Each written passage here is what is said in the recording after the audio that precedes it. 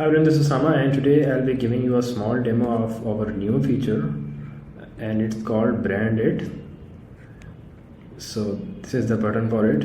So first of all, make sure you upload your brand colors in the Brand It stage. So I have uploaded like 5 colors and now I will pick the template. So it works on any template, but I will pick this one and you click on Brand It.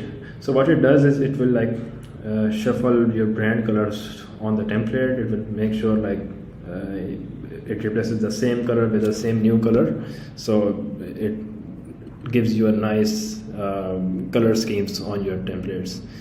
So these are the brand assets, like which are the color which I uploaded in the brand assets page, but also we have some presets as well. So these are predefined good looking trending presets which you can use. So yeah, this is really cool to like create personalized branded content. Right now it will only replace the color, but we plan to add font families as well, so it will like replace the font styles as well. I think that would be like really amazing. So you just click a button and you have your branded post on that single button. So let me know if you got any feedback.